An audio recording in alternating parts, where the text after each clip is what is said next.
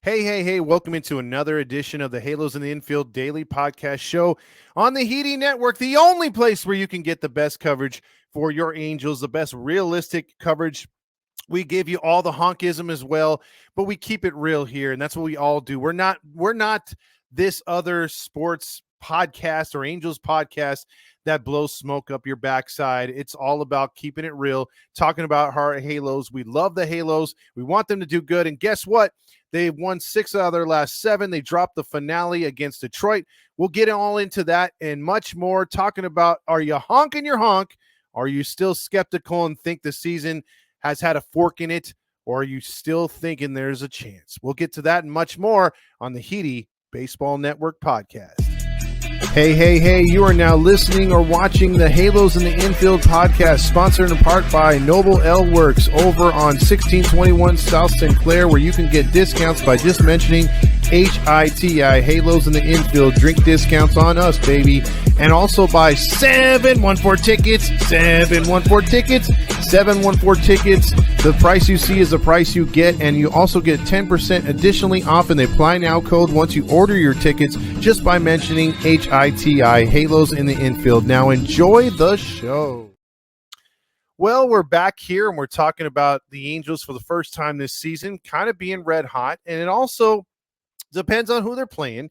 And I know it helps that they played Oakland, they played Detroit, and they have a favorable schedule, if not the easiest, according to some MLB insiders, the rest of the way. But the fact of the matter is now there's a chance, in my opinion. I've been crapping on this team, saying they need to change this, change that, because most of the time this season, they've been hurting themselves more than they've been doing good for themselves, meaning when there's a chance to make an error, they can't afford to, because that set error will screw them over. They don't have the offense to make up for it. If there's an extra strike, an extra out because the umpires, or they miss on a play somehow, it comes back to bite them. They're basically, their margin for error is slim and none because of the talent that they have on the team. Now, Ron Washington's got the most out of this team. They've made some moves that have helped shore up the bullpen. When a starter's been down multiple times, the bullpen's kept them up, and they've kept them in the game and put up zeros and helped the Angels win. There's been a couple times where the bullpen's been down and not pitching all that great, and then here comes the freaking offense out of nowhere. So the Angels are starting to turn the tide a little bit. They lost a lot of games that we talked about here on this podcast early in the season that have hurt them in the past, but they have moved past that and gotten better as the season has gotten on. Now, there's a couple question marks out there for me, especially. Why the hell are we still playing Moniak? Moniak is, again, a center fielder. Calhoun can play center field, although a lot of people think he's too slow, but he's a right fielder. He can play left field. You can move Taylor Ward over, even though I'm not loving his defense at all. There's players you could play out there in center field, like Kevin Pillar. Kevin Pillar didn't do a bad job when he's filled in a couple times in center field. And that's a guy that's been, a lot of Angel fans are crossed up because you got the propaganda prime minister, a.k.a. Roger Lodge. And some of you don't like me making fun of him so much, but it's true. That guy spews it out there. Whatever the organization wants him to say, he's a company man through and through. He's a bootlicking house man. He sure is. And he'll come out there and tell you, well, this guy's not an everyday player. He doesn't deserve to be out in Mike Trout's spot. He doesn't deserve to be in the lineup. Okay, so you can justify taking a 280 or better 300 hitter when he was playing every day out of the lineup, but you're totally cool with playing a guy who's batting 190 and a guy who's batting 183. That makes no sense, because in my mind, at least Adele puts together some contact to his swings. He's not striking out every at bat. He doesn't look as lost as Moniak, and he'll draw a walk from time to time or hit a sacrifice fly. What has Moniak done? Although, again, against Oakland, he had like a grand slam. He got like a sacrifice fly. Okay, so he had a couple good games out of 1 week. He's been dead all year. And the fact that Ron Washington continues not to play him, play Pillar, is blowing my mind. And he's only screwing with Pillar to put him in after a couple at bats for Calhoun. So there's a couple gripes I got with Ron, and those kind of like make my blood boil. But then you've had some nice, Davis Daniel having a nice start. You have Soriano coming back again. You have good starts still continuing from Tyler Anderson, although he didn't have the greatest on Sunday. You got Andrew Wantz back into the fold. Hopefully he could find himself, and let's start using him as a starter instead of a reliever. You have Canning still pitching pretty decent, although he made one mistake in the 6th inning against Detroit, but the Angels bailed him out.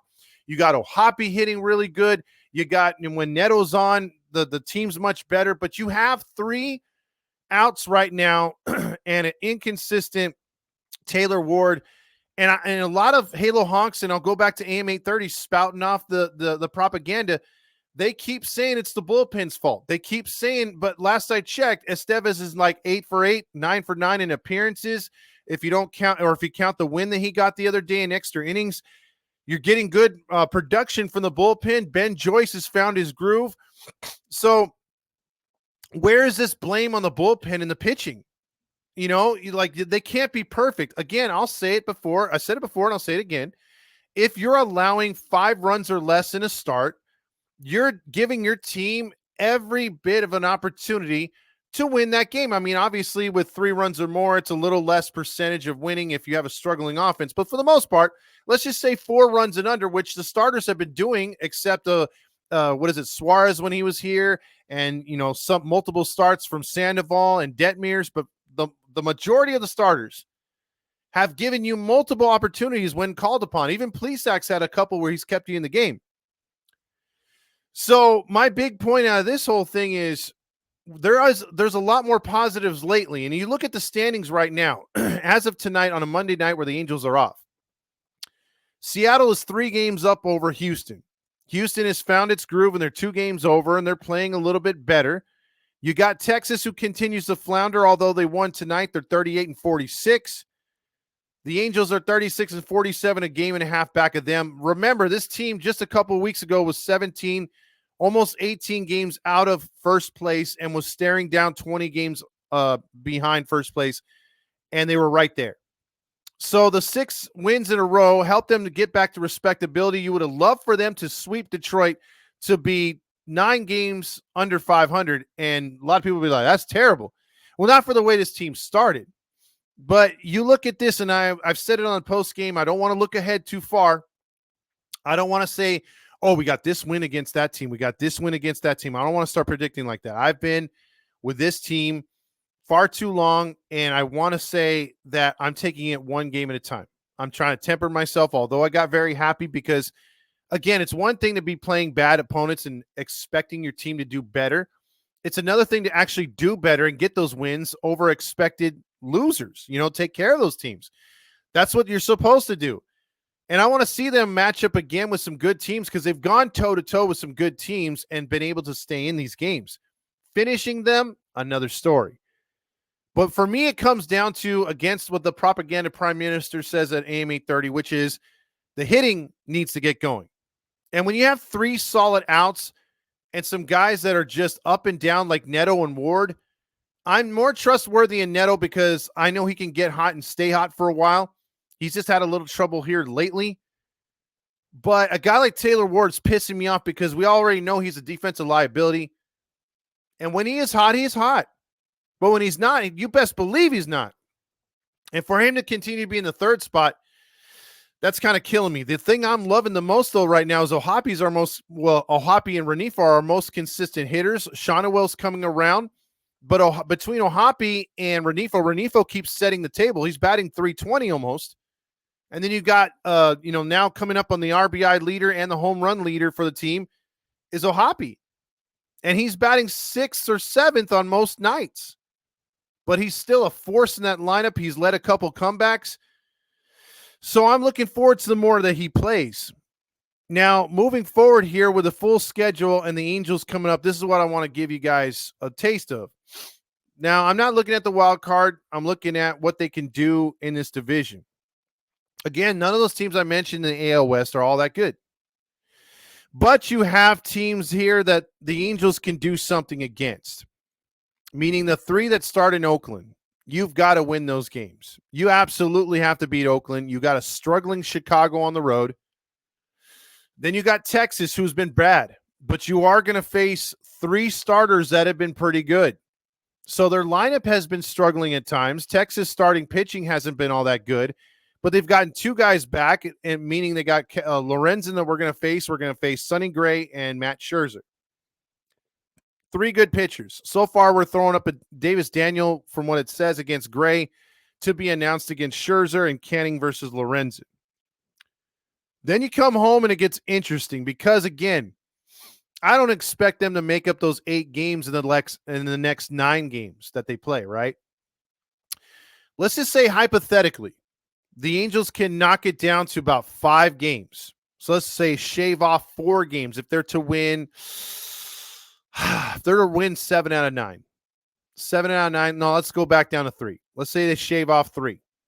And we're looking at about being down 6.5 from Seattle.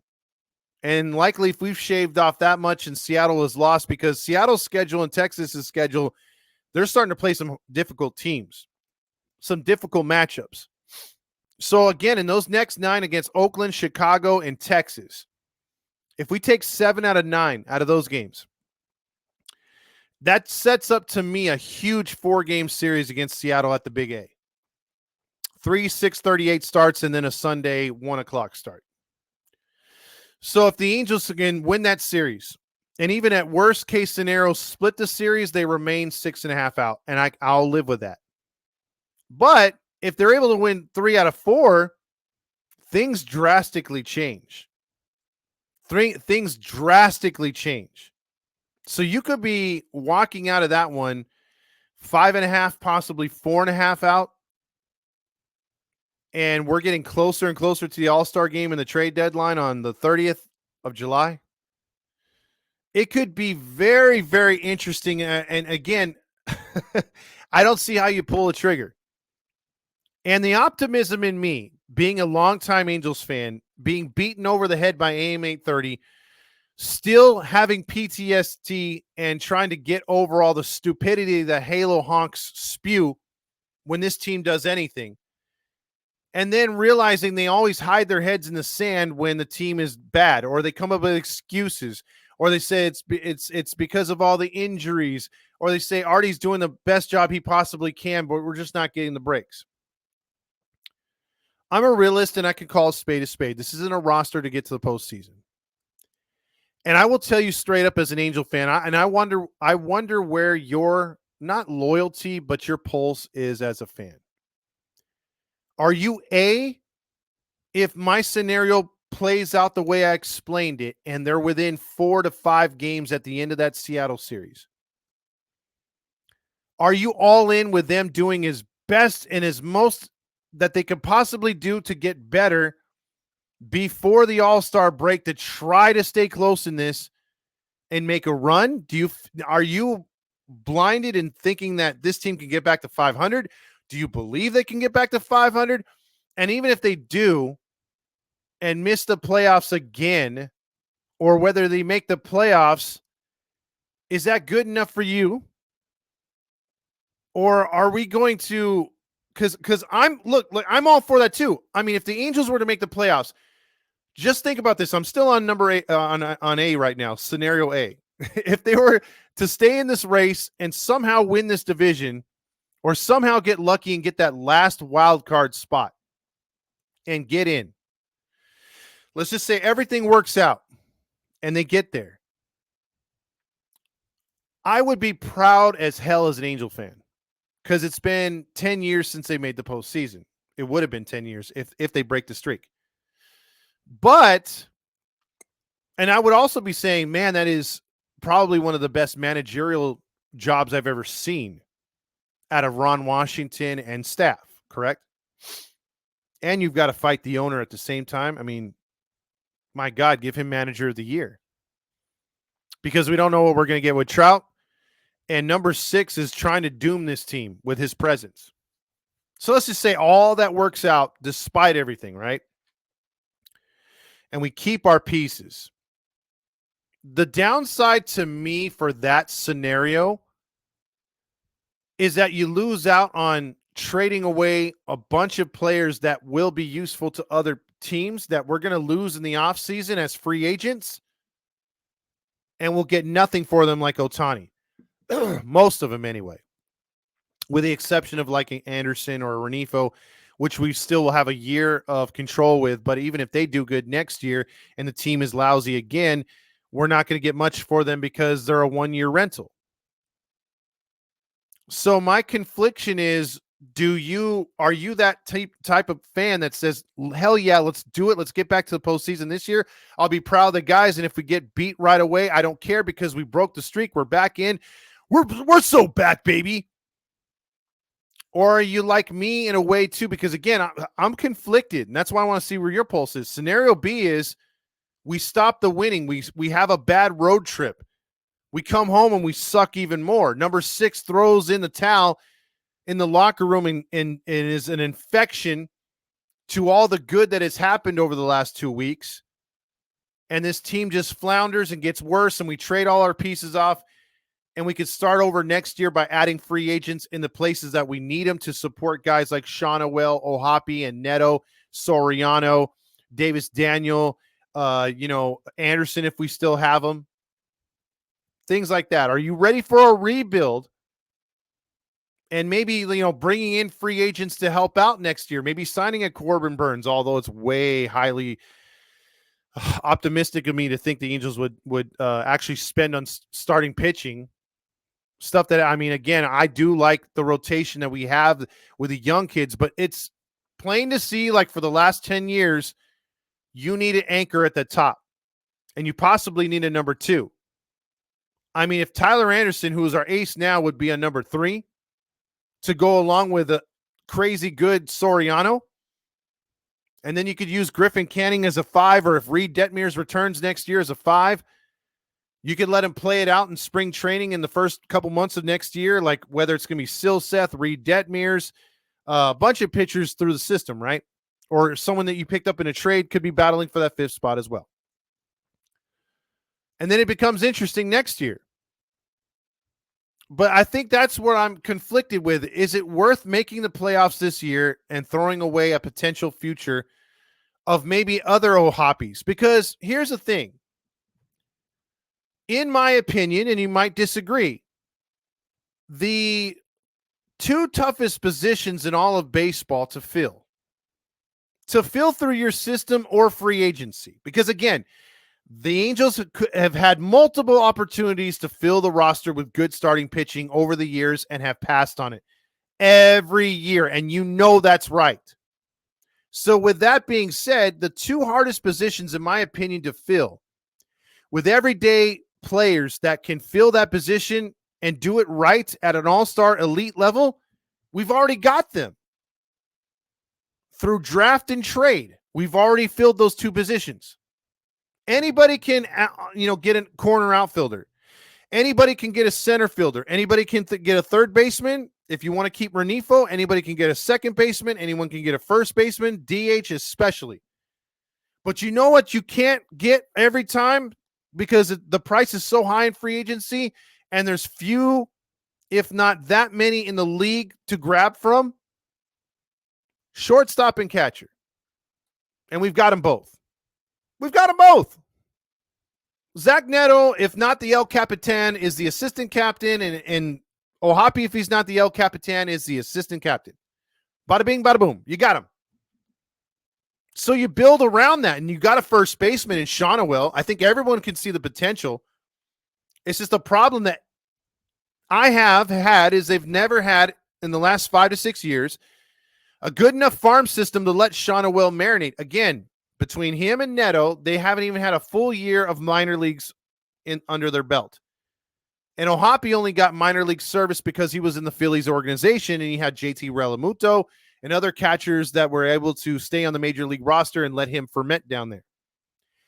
He didn't work out with them, but he came over here, and he's also blossomed into a future star.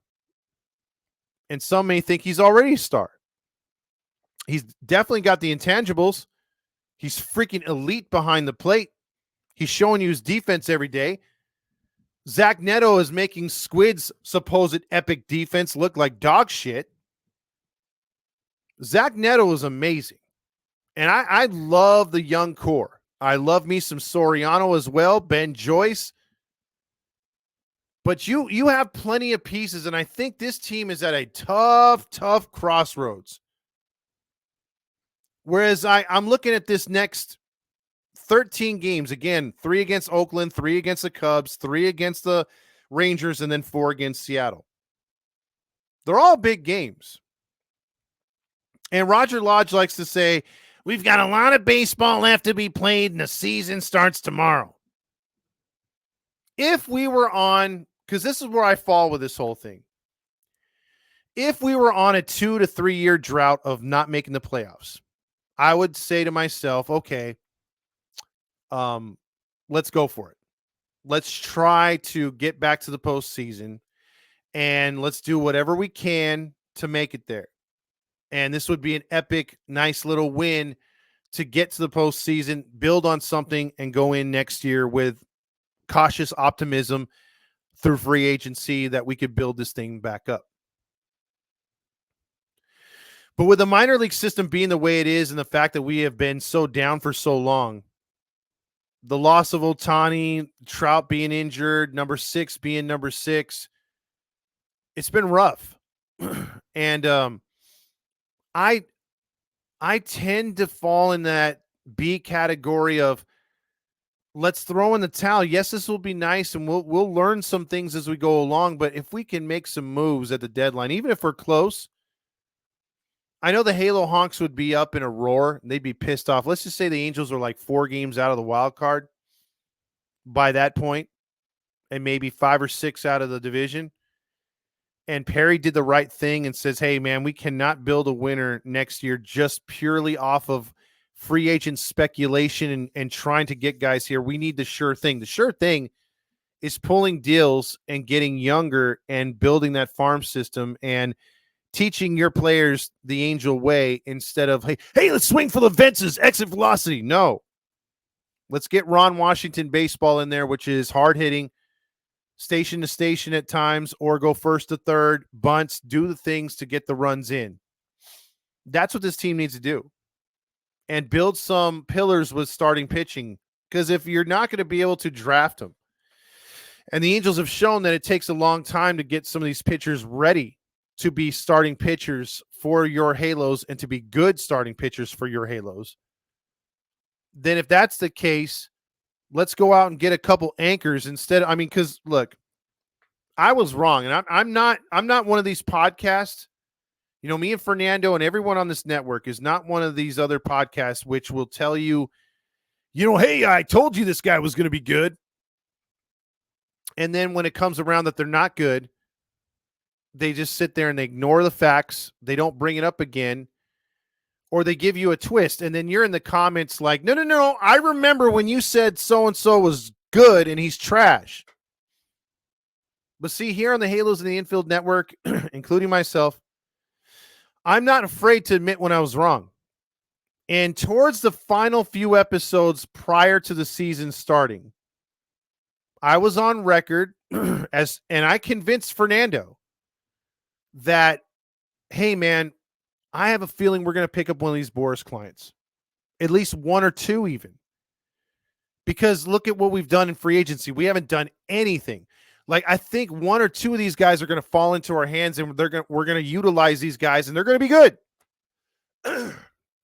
Number 1, that didn't happen, thankfully. And number 2, every one of those players from Snell to Soler to Chapman and Canna and down the line have not panned out for any of their teams. None of them. They're all underperforming. All that would have did was raise the payroll, which has been lowered big time, 60% of it going to Trout number 6, number 1. And number 2, that would have given us more easy outs on this team. We already are battling with enough. I mean, think about this. We thought, and I was under the impression too, that Drury would come out, ball out. Last year, he was like 23 home runs and 70 RBIs. He batted something like 260. Shit, I would kill for those numbers this year from him. But he hasn't, A, been healthy, and B, when he's been in there, easy out. We've had to go to the well and get guys like Miguel Sano, Kevin Pillar, Guillerme, and the list goes on. And Guillerme, I love the guy. At first, I was like, who's this guy? Another washed-up player? But you know what that washed up player has in him? Fight. When he's making a tag under his legs at 38, 39 years old, jumping over a player as the player's going under his legs, or he's laying down a bunt when it's his first laid down bunt in 9 years. When he's doing the little things, when he's throwing the balls to the fans during innings, high-fiving little kids, he has pride in what he does. You could see it with Guillermo. And Kevin Pillar, the constant professional, who last I checked when he was with Toronto and Boston, he played every day. All of a sudden, he's too old to play every day. All of a sudden, the Angels say, oh, he can't do it every day. He's not an everyday player. But Mickey Moniak is, and all I've been seeing is Kevin Pillar coming through with hits and home runs and fine defensive plays. I don't see him dropping the ball in the outfield. I don't see him not making a play or striking out. What is it? Moniak has struck out as of Monday tonight, July 1st, 7 consecutive times. A hat trick on Saturday and a freaking golden sombrero on Sunday. He's 0 for his last 12 with 9 strikeouts. Oh, Pillar can't do that. I every time I bring up Pillar's name, I get furious because he's a guy, much like Calhoun, who's hit his weight and has good at bats. And even when he gets out, they have good at bats. They're not one-pitch hitters. They work the walks. They have high on-base percentage, and yet those guys are not getting the playing time. We're still sticking with 2 guys at the bottom of the order, and as well as Ward, who are not exactly on-base percentage guys. My thing is that with just a little bit of push, this offense can be so much better. With a few pieces, they could be so much better. But you're caught between a rock and a hard place because you have nothing to deal if this team wins. So again, going back to it, if this team were to get on another roll here and get into that Seattle series where they're at and get past that Seattle series and get closer, what exactly in the minors do we have to offer another team to pull up a bat or two? And is it even worth it at that moment? You might just sit back and say, okay, we want to be sellers, but we can't do that to our fans. So we're going to stand pat, which is by far the suckiest thing to do, but it might be the smartest thing to do. Because again, Artie only cares about the gate and how much you spend once you're in the gate. Not exactly the ticket sales, but if he continues to have because most of those tickets are sold to ticket brokers. But as long as the fans are coming in and you're buying your kid food and you're buying those jerseys and the rally monkeys and anything else in that stadium, that's all he cares about. Because that's where the money's at. The money is not in the tickets themselves. That's why they're going for $2. But if you can have a stupid-ass promotion like Christmas in June, and granted, somehow, some way, and I hate that promotion. I think it's the dumbest thing. I've seen minor leagues with better promotions than that. Yet, they're pulling in 39,000. Guess what's on the calendar next year? Christmas in June. It's going to keep going, people. That's all he cares about. So again, if you can stand pat, not spend money or add payroll, I'm sure Artie's cool with that. And just be like, Ron, do your business. Continue to get the unfinished business done and get us to the playoffs. Because you know that piece of shit, Artie Moreno, will be the first one in the locker room with champagne if this team were to get to the postseason somehow. Front and center. The man responsible for breaking the thing down and not really giving us a way up. He'll be down there taking all goddamn credit. And Ron Washington, being the class act that he is, would just be like, hey, man, good job, man. I really appreciate you giving me an opportunity here, and I did the best with the team that you gave me. And you gave me a great team. And he would talk it up. And it's not that he's being a kiss ass. It's just he's classy like that. So I love me some Ron Washington. I really think we failed him this year with not giving him the right pieces. But then again, going back to it, the right pieces weren't exactly out there. So again, in a year where you just want to kill Artie for not doing things and he deserves to be out of the team as and from owning it anyway. You want to not kill him figuratively, but you want him out of here physically and off the team. Yeah, you don't want to kill him physically either, but you just want to get rid of his ass. You don't want him a part of this organization, basically. In a year, you don't want him a part of it. He's still going to get the credit for it. That's who he is. That's how he's always been. He's an egotistical monster. I for one, am tired of it, but I love the post game and reacting with the fans, and especially when we're winning and seeing the tide turn and everyone just looking for a glimmer of hope, looking for anything to be like, I've been trashed all year by Dodger friends, Yankee friends, Red Sox fans, and it's good to finally win a bit, even if it is against inferior competition. And Angel fans are so starved for a winner that, again, they'll ignore the Artie Morinos, the Christmas in Junes, the stupid promotions, the dumb parking, the overpriced food. Because, again, like we've said on the post game too, winning cures everything. Those Hoffy hot dogs taste like freaking T-bone steaks from Claim Jumper. It's just we're so starving as fans. And like I said, when going on the post game and I see everyone's optimism, it makes me happy. Because I wish, since we've been doing this podcast, we've been unfortunate to not been able to cover a winning season. So on one hand, it would be super exciting to watch all of you at our post-game shows or on our post-game shows or our lives when we're at Mezzo or Noble, hang out and just be high-fiving and watching good fundamental baseball and this team overachieving, and we're all excited together. And seeing your messages on X or your posts on X, because we check you guys out. We like your stuff too. And we're a community, again, that is overlooked, being the Halos in the Infield network. Because we interact with every fan that messages us. We like your stuff when you're like, hey, man, look at the Angel gear. We're over here. We're traveling in Chicago. Or, we flew over here. We're in the Bahamas. Or we're vacationing, like we saw a couple that were in Hawaii wearing their Angel gear, always representing. Boom, like it. We put it on our page. We put it on our story through Instagram. And we love all the donations that people have been making. It's like we've been trying to build this community. And it's worked. And we've been hands-on fans on since the beginning. It's just we haven't been able to witness good baseball, number one, because we have had too many injuries.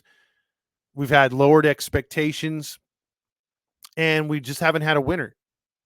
But we appreciate the base fans that we have. We don't have these other, we don't have these ungodly numbers like other pages or other networks or podcasts.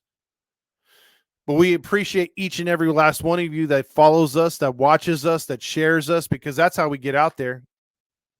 Fans like you saying, hey, man, you got to check out Halos in the Infield. Or, hey, man, you got to check out their places. You get a discount. Well, why do we get a discount? Oh, because it's Halos in the Infield. They cover the Angels. That means the world to us.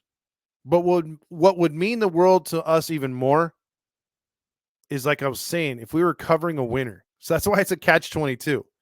I want to see the future and winning seasons go beyond this season if this were to be a winning season. I just don't want it to be a one-hit wonder and we're back to minus and under 500 baseball. I want to see them build towards something to where we can be prevalent again and a consistent winner, flirting or in the playoffs every season and being a thorn in other teams' sides and possibly making the World Series again. But a lot's got to happen for that to get there. But I have just been able to only imagine how fun this show would be, whether it's a podcast with Fernando, whether it's a pregame show with James, or a game with Dominique broadcasting a live watch party, or with everybody else, Rob. Man, I want to see us all be super stoked again. I want the days of going to Angel Stadium, not just on a random Saturday because it was a giveaway, a bunch of freaking tailgates in that parking lot. I mean, it used to be just a bunch of tailgates all the time, and it was fun. But we've been in such a bad shape for so long. The apathy is alive and well in the Angel fan base.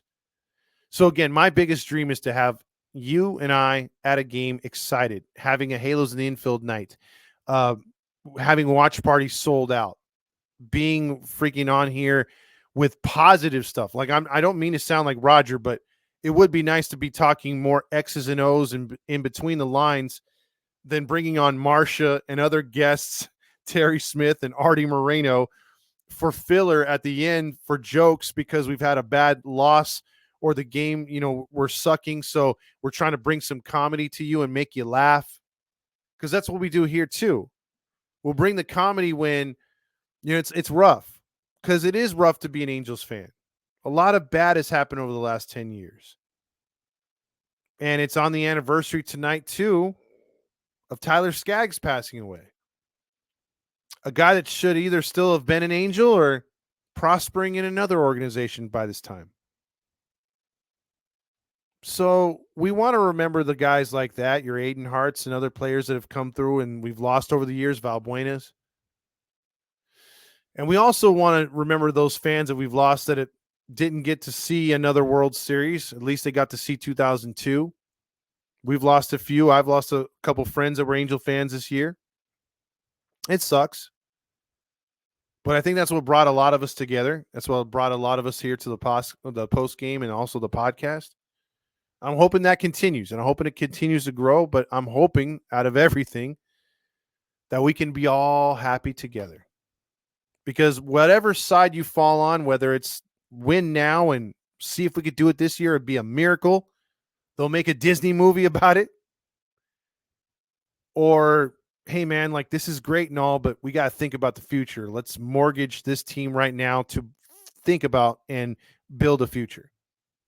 In the comments, let me know where you fall on that. Are you team A, win now and worry about it later? Or team B, we're ahead of ourselves. We need to tear down and think of the future. So for Todd Fox and everybody on this network, I gave a big speech, broke down a few things. It was an exciting 6 out of 7. Hopefully the road trip can be just as prosperous. And we'll catch you here on the Halos in the Infield network after every game, win or lose. Peace.